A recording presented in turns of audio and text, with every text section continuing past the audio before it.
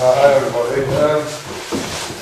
Forgive me if I stutter and stumble for a bit because I'm not a professional talker. I'm just like to send all your job was.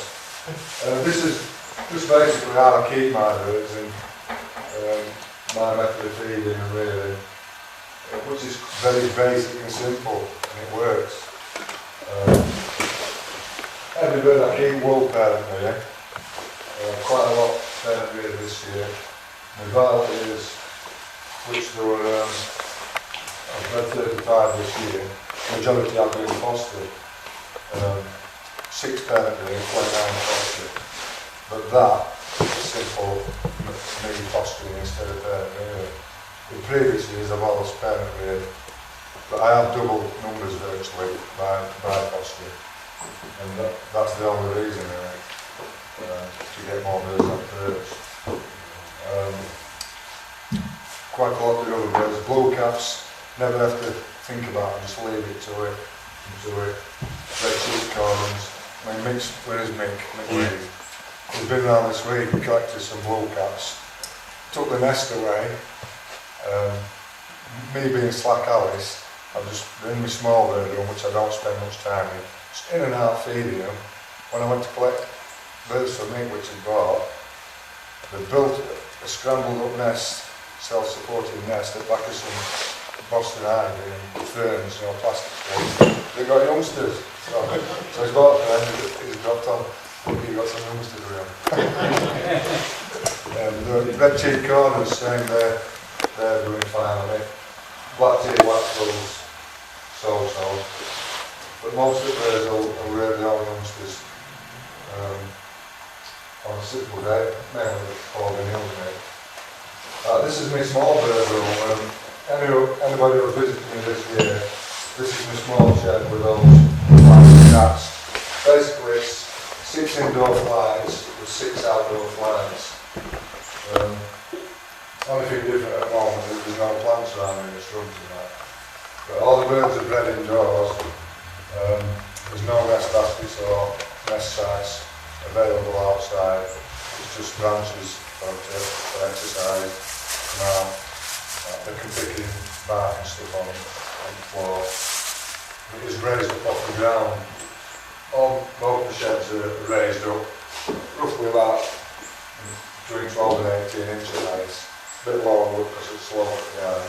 And even flights are built on a platform. So cats can, you're always going to get cats around.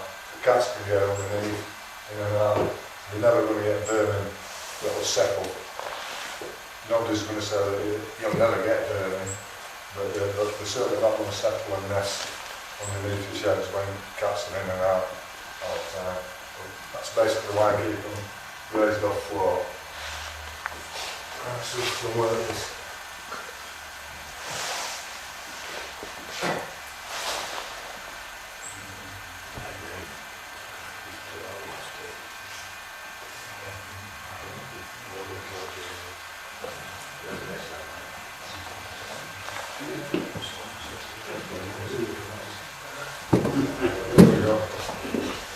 Maxwell's diet, most of you will be aware of seasonal changes in diet.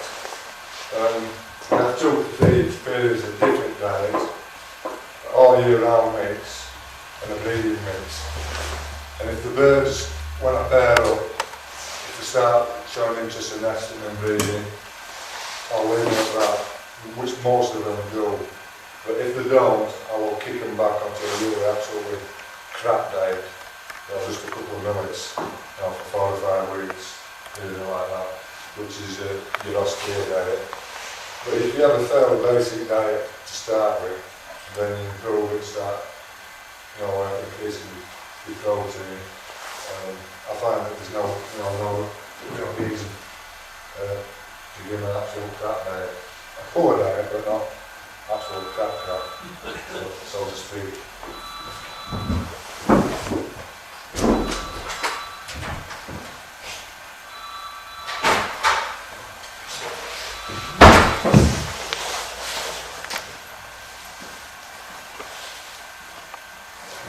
To the year-round diet, that's what it basically consists of. Mainly yellow millet, smaller yellow panicum, bit of canary and white millet. White millet is probably what I think it's largest millet on market. Supposedly it's softest millet. I don't know if anybody can confirm or deny that, but that's what I've read on various articles. White millet is the softest millet. But over a period of time I've also been told it can become like little ball bearings. So if you buy it when it's out of date, or a few years old, it can be a seed, it can be a problem for your birds to digest. And that's year-round diet. Egg full breeding mix weekly. I would say it's not even that, it's maybe every 10 or 11 days, you know, ad lib. Possibly every 2 weeks sometimes, just every now and again, you know, throughout the year.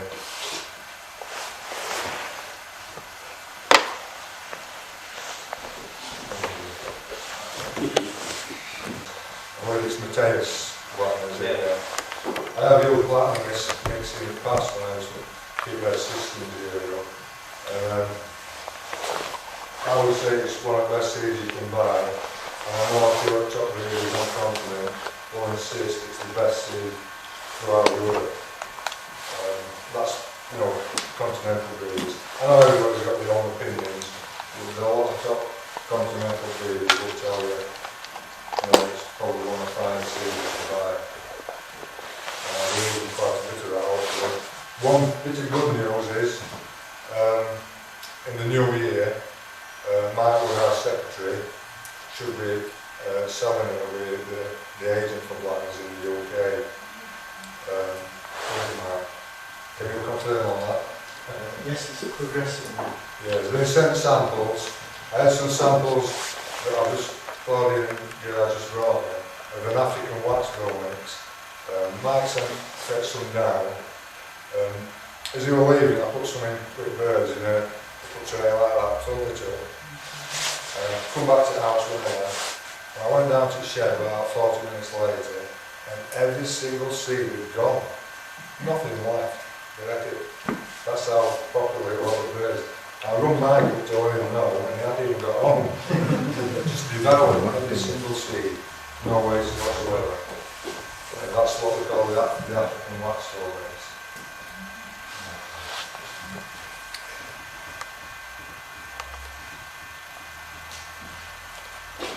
This, I don't know if you can see this.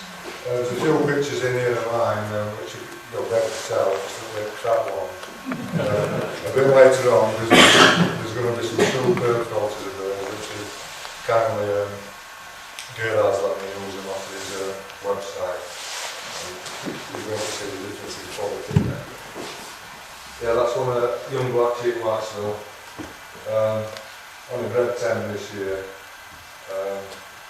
Been breeding around about 20 year old. Lovely little bird. There's quite a few of them in the UK. You know who's going. There's more available than you think.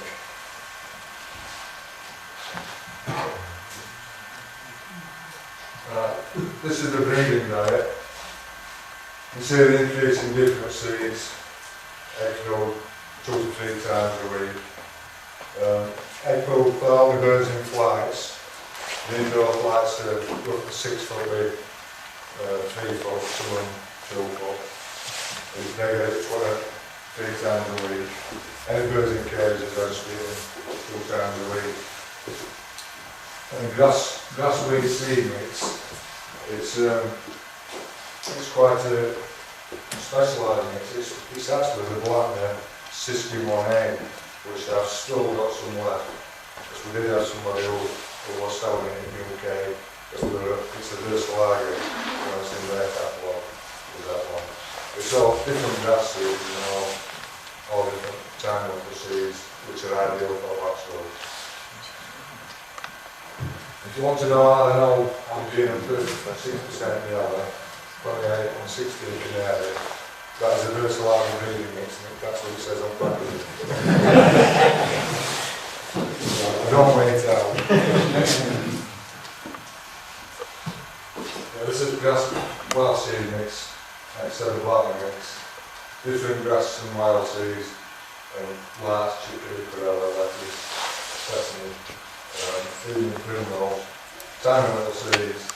If you're buying them in a sack, last time I got a price on evening primrose, I think it was about £8 for 15 or 20 kilo, and I'm sure it will increase now, but it's quite an expensive mix as the system one there.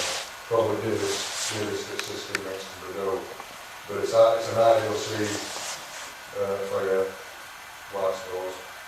On seeing it, somebody told me it was similar to one of the mixes that Storey did, or another company, some years back. It's bushwhacker.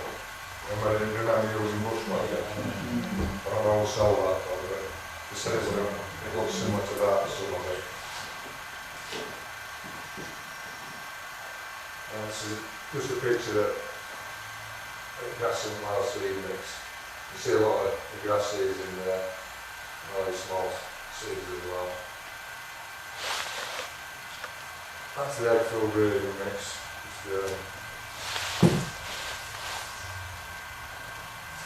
This is composition of egg-filled breeding mix. Basically, it's Paul Hills mixture. You can alter this to suit your own needs.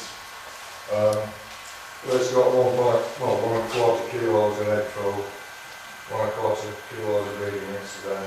You can do that and you can make half a kilo. That in breeding seasons, when I had more birds than I have now, would do me for about 8 days. I make 3 kilos of that. And I'll make it took a kilo at a time now. And it's 5 or 6 days, just box it up in the fridge and freeze it like an hour in this guy and do it anyway. It's not as Paul makes it with natural eggs, boiled eggs, or oats, but now CD's become available on a regular basis, so I've actually moved on to CD. I'd always thought it was best egg food that we could buy, but when I used it years ago, it seemed to dry up and you could never get it. You get it sometimes and then you couldn't. But it's quite a few stockists for CD now, and I certainly think it's better than Orlops. I think Blackman's will be doing an egg food as well. It's quite a good one. What I had to is 4 spoons of mixed herbs, which is crushed powdered herbs, which is getting harder to get now. There's a company in, I think it's in East Yorkshire, with Bob Barnes a lot that's selling it. It's all crushed, there's about 12 different herbs in it, designed specifically for pigeons. If anybody's bought it from Proverb, well, this is double the amount, more or less half the price. Smells lovely anyway, even if it's not good for birds. Yeah, 4 spoons of charcoal and 4 spoons of bees pollen throughout the breeding season. Then on top of that I put my pinkies, buffalo worm, or bloodworm if I'm using it, ants eggs, which last lot of ants eggs I did get actually come from Germany. A friend of mine got a British bakery, but I don't think they're available anymore. Bloodworms I used quite a lot when I was cooking Venezia's fireflies. Fireflies is like them. Peter's twin spots, when I had a few pair of those, I'll give them bloodworms. And every pair that wasn't breeding were eating them, and the pairs that were breeding never touched them. That's bird style. Pinkies, see this little this up, I'll bring it up on this next one for there.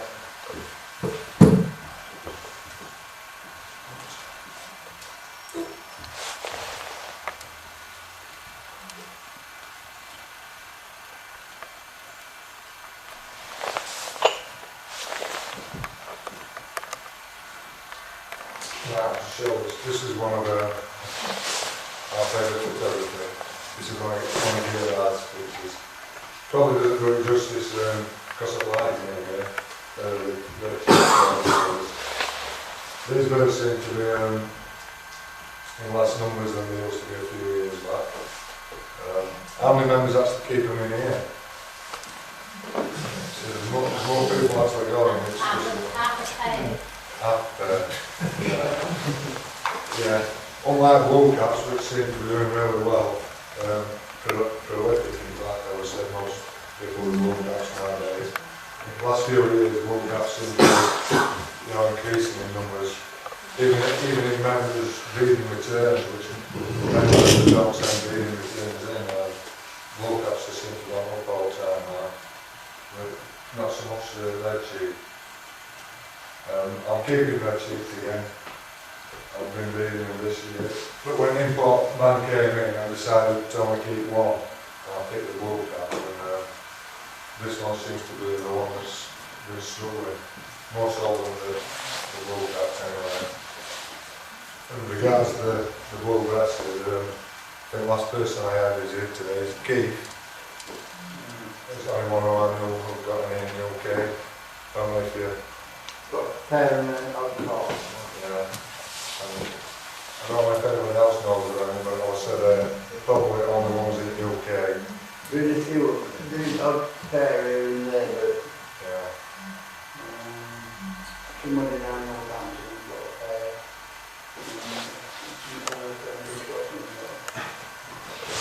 The frosted pink is roughly that little plant sauce, a 5-inch sauce with that amount of pink is through the breeding season. That is enough for all my breeding pairs of birds. So you can tell how many they get. It's absolutely minimal. They're only getting 5 or 6 pinkies sprinkled on top of the egg roll. And in past, and this year as well, I've tried it with none at all, and the birds have bred. Obviously the birds that Mick brought, the blue caps, they've got young.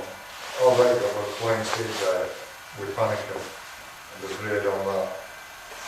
Only 2 youngsters, yeah, but they bred without any egg roll, I think is what they are.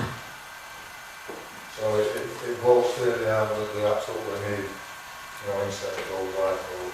But I've had violators this year that I've tested, like a trial run with them, and they're rearing to 6 to 7 days old, more or less bringing age, and no egg food. I used one of the black mixes that I got from Gear. I had tri-coloured and reddish millet, which is like 2 small panicums over here. Really, absolutely tiny panicum. Smaller than the panicum that you'd be used to buying. And they rear them to that age, and then I introduced soft food, egg food mix, and a few pinkies twice a day. But I'll never forget when we first visited Paul and Neil. He said, if you don't want to rear grenadiers and violators, especially in small enclosures, if you want to breed them in numbers, you'll never do it by feeding mealworms and such. That was his opinion. And we all know I've been to Paul's and I've seen like 100 violators at a time, and quite crazy. That's an amount he's breeding.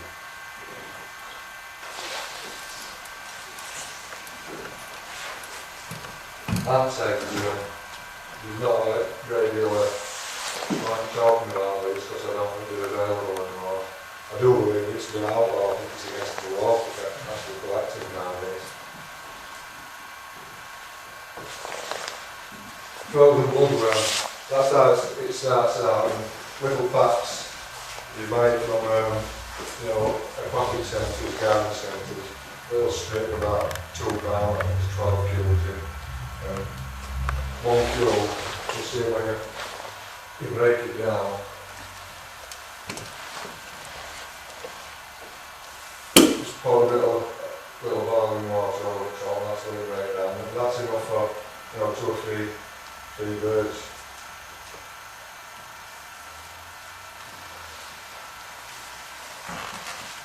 Get a little spoon and just get it out of plant sauce and put it into a little flat dish. And that's how you feed it, how I feed it to birds anyway. These little flat dishes are what I use from the egg food.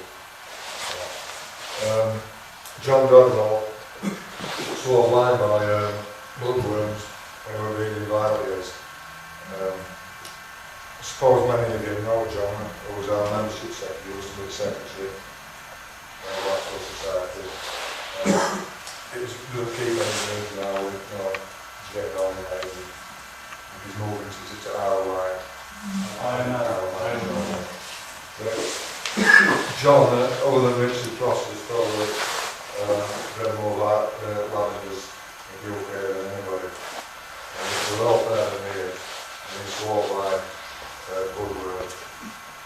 Some birds initially would not take the frozen ones, but he used to feed the, what you feed the fish, the live ones, combining little plastic sachets and put live ones in. If you want to breed them, all you have to do is put trays out with a little bit of water in and a sprinkling of muck, even at this time of year. And when the muck collects together, you've got quite a few of them. Yeah, in like a compost tube type. No. Just a tray of water. I used to breed them when I had a lot of tropical fish. Did you? Yeah. So that's something that we'll try out anyway.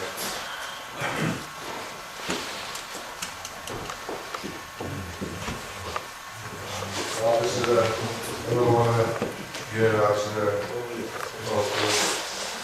Debowski's twin spot. I think there's only a handful of people got these birds now in the UK. One of our members told me he's got a few. Is there any more keeping them? I mean, look at the photo it's a bird, and just a simple question, it shows you how bad things are. These birds were imported in droves, 6-10 years back. There were loads of these birds.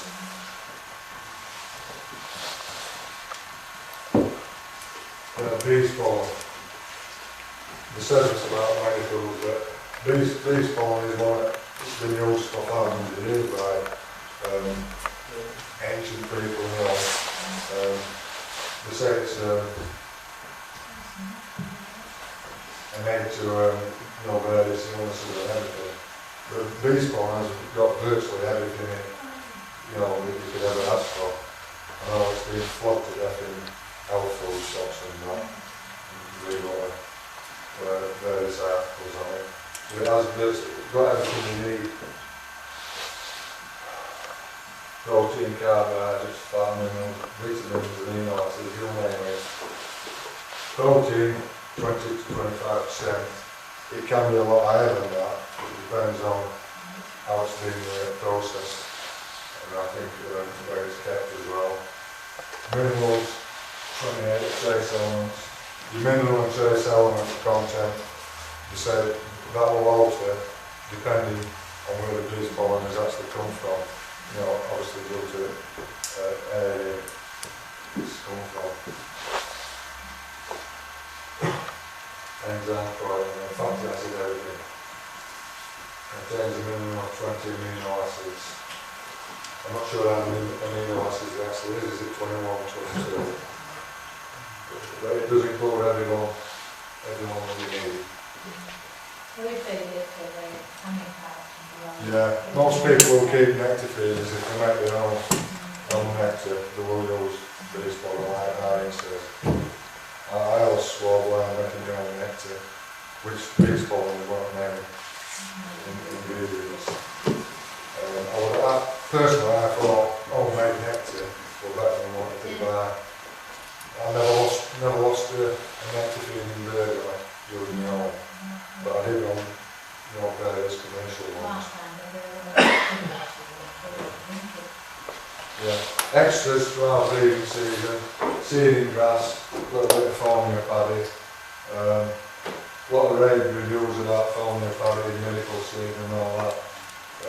Whether it's true or not, some research says it is, some research says it's no good.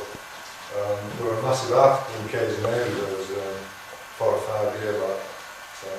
Miracle seed that we've done trials in the United States and university, and it was a preventative against coccidiosis, and it would ask birds that had cocci would be cured of it.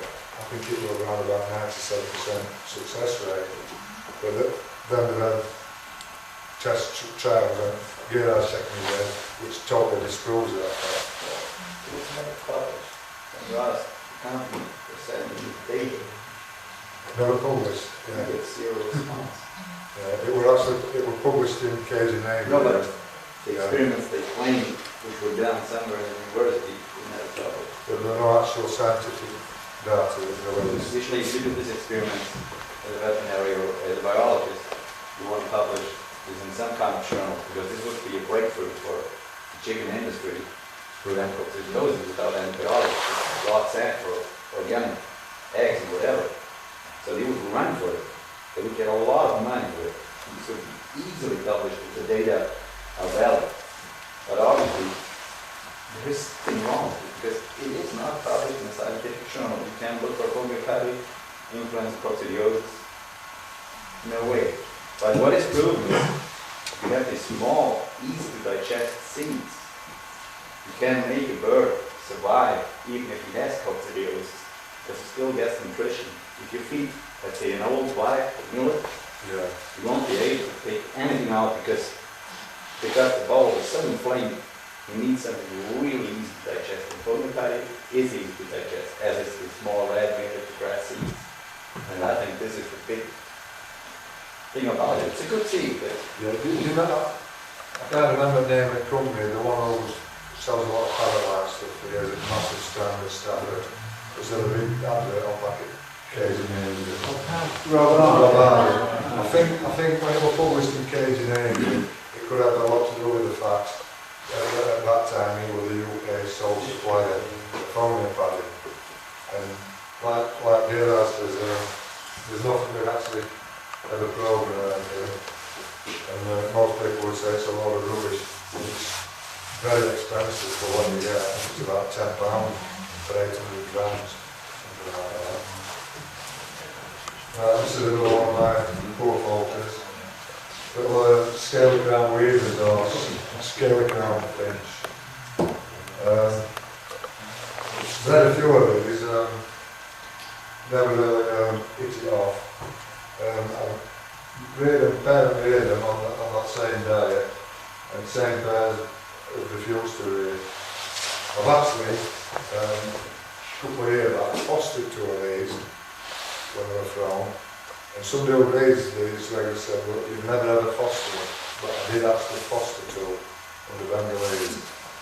And I tried the same Bengalese again with them, and they never reared another one. But I did actually foster two. Out of the four that I've read, two were fostered. Funny, they're like little, what I call a gannet. You know, when they're in nest, their necks stuck out like a giraffe.